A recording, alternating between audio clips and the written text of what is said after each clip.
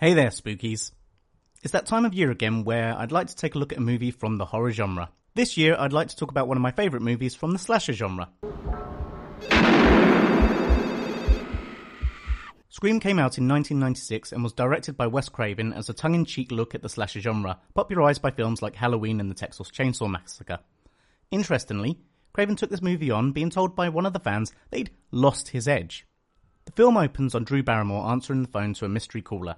This opening sequence was a great deal back in the 90s as Drew was the biggest name in the cast and got top billing and prominence on the poster. The use of visual storytelling is great here. When she first picks up the phone, the scene is normal. But when she picks it up again, the background is now in a Dutch angle, showing us something is off. The third time Ghostface calls, he asks her what her favourite scary movie is, and we get a nice reference to Halloween. What comes to mind? Halloween. Being the genre this movie is set in, followed by a reference to Nightmare on Elm Street, which Craven famously directed. Nightmare on Elm Street. Drew continues through the house, flirting with the caller before the first real scare comes. Why do you want to know my name? I want to know who I'm looking at. What sets Ghostface apart from the other slashers is the psychological game of cat and mouse. This brings me nicely to another movie trope. Teens in horror movies do the dumbest things, but as you can see, Drew is ensuring the house is locked tight. What makes Ghostface different outside of the final reveal is that he punishes his victims for falling foul of horror movie tropes. It's a game for geeks and nerds. I ask a question. If you get it right, Steve lives. Outside of the movie trivia stick, what makes Ghostface so unique is the use of two killers. Without knowing it, this is hinted at in this opening scene with Ghostface's final question. What door am I at? Drew had no chance of evading them as there were two killers. This also works again at a poke at the previous entries in the genre, where the killer still seems to find a way of being in the right place at the right time. Casey's parents come home too late and her father says, "Drive down to the Mackenzies." This is another reference to Halloween, before finding their daughter strung up and solidifying that this won't be a normal slasher flick. Killing Drew Barrymore in the opening scene raises the stakes. It tells us that if the most famous person in the movie isn't safe, then no one is. Interesting factoid, it was actually Drew's idea to play Casey instead of playing Sid as offered. Another of the key things that makes Scream stand out in the crowd is that it's more than just a slasher horror, it's a whodunit. In the next scene, we get a jump scare as Billy comes through Sydney's window. Now that the movie has undercut our expectations, we are set up with our protagonist and antagonist, though we may not know it yet. The identity of the killer, or killers, is a mystery, and like any good whodunit, it only works if the audience can work it out for themselves. Our first clue that Billy is the killer is set up right here. The Exorcist was on. Got me thinking of you. What's your favorite scary movie? His description of their relationship, relating to movies and ratings, is an obvious sign towards being the killer, but it also shows some of his mindset. In the background, the music refers to Romeo and Juliet. It gives an air of romance, but remember, theirs is a story of tragedy. The next day, Sydney gets caught up in the previous night's events in true teen school fashion. Casey Becker, she just texted me in English. Not anymore. The scene with our teen friends talking about the interviews wonderfully sets up two more possible killers in Randy and Stu. The teens continue to reference movies, but this time with Tatum using Basic Instinct as an example of a female killer. The killer could easily be female. Basic Instinct. So here we get the potential reveal of our second killer. And you slit him from groin to sternum. Randy points out Stu's previous relationship and possible motive. I'd just like to say, even though it's a whodunit, Randy is pointing us at the killers throughout the entire movie. Sydney asks Tatum to stay over at hers and refers to deja vu. This is the third reference given before we get the connection outwardly stated to us through the news. Only a year ago, Maureen Prescott, wife and mother, was found raped and murdered. This gives us a personal tie to the murders, sets Sydney up as the final gal, another horror movie trope, and yet another hint towards Billy. When Sid picks up the phone, she takes the movie reference to be Randy. Right out of a horror movie or something. Randy, you gave yourself away. Notice also she refers to the voice as sexy. I like that thing you're doing with your voice, Randy. It's sexy. This was the same mistake that Casey made at the start of the movie. The flirtation represents one of the horror movie no-nos. Don't you know the rules? Sid references the stupidity of horror movies. Some stupid killer stalking some big-breasted girl who can't act, who's always running up the stairs when she should be going out the front door. Then makes the same mistake.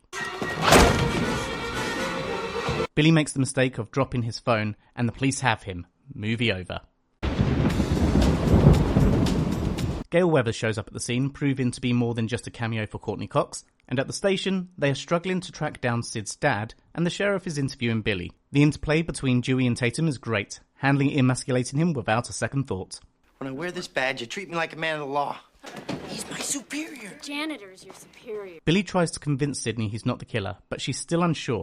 This is another good nod to the final girl, as she's not so trusting. Is your brain leaking? My mom was killed It's been a year. tomorrow. I know what. I think it's time you got over that. When my mom left my dad, Billy's explanation of his mum leaving shows a lack of empathy with Sid's situation. This is mirrored by Henry Winkler. So we can expose you for the heartless, desensitized little shit that you are. This is both self-referential and to the horror movie generation, needing more gore, more scares.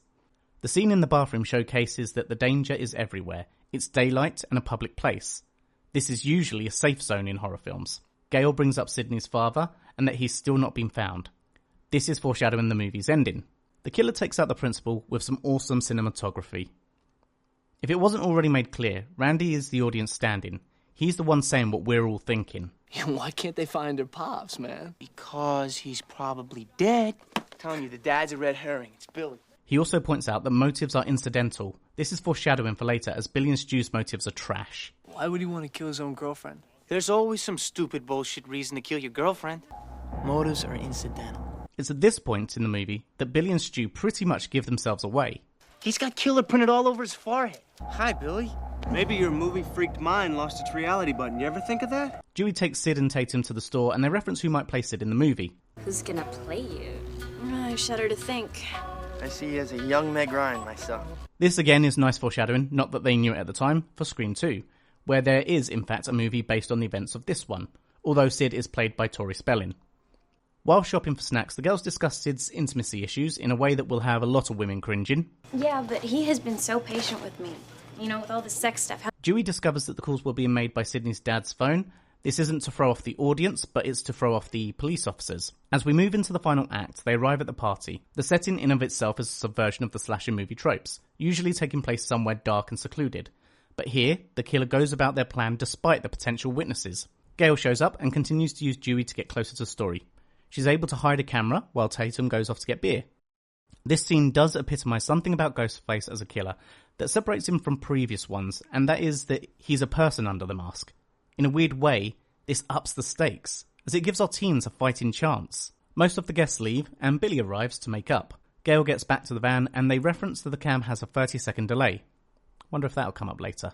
Sid has a heart-to-heart with Billy, who spouts movie quotes, and rather than running for the hills, Jodie Foster in Silence of the Lambs when she keeps having flashbacks of her dead father. She breaks one of the cardinal rules of the horror movie. Downstairs, they're watching Halloween, and we get the scene. There are certain rules. Number 1, you can never have sex. Number 2, you can never drink or do drugs. And what movie is this from? I spit on your garage. And number 3, never, ever, ever, under any circumstances say, I'll be right back. Dewey goes to check an abandoned car down the road, and the movie scene's comparison continues. Here comes the obligatory tit shot. They find out about the principal, and the remaining students race off to go see the body. Dewey and Gail find the car, realising it belongs to Sid's dad. Sid questions Billy on his phone call when he was in jail, and Ghostface comes along to sell the illusion. I always wonder about this particular chase in the movie. She's not in any real danger.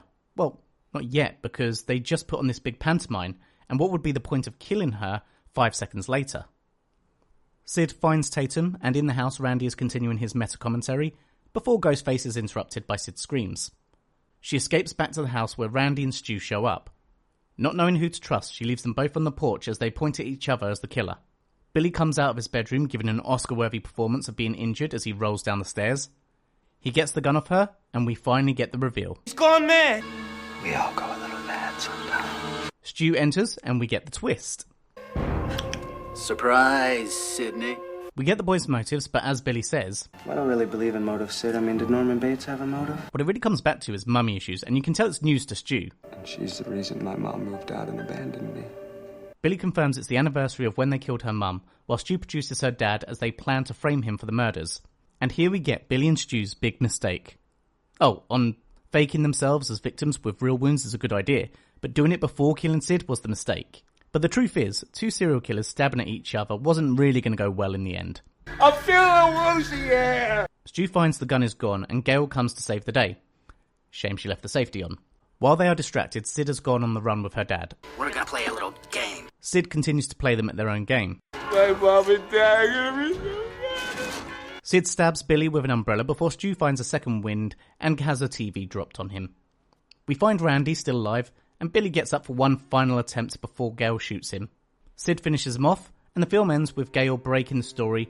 Oh, and Dewey's alive. Teens in movies play like narcissists, and this is fully on display in Scream. The movie is telling us that movies desensitize us to horror all around us. Funny how in attempting to subvert the tropes, it became a staple within the genre, further adding to those tropes. I was talking with a friend about making this video and how much I love this movie, and something he said resonated.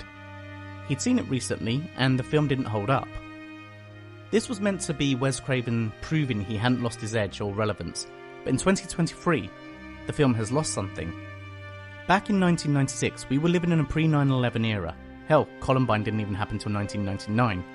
In a very real way, the movie doesn't hold up for him because since then, we have grown up with and seen atrocity in our own generation that we hadn't yet witnessed as the teens the movie was making fun of at the time.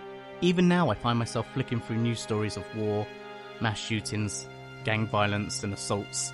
I flick through, I read, I acknowledge. But what else?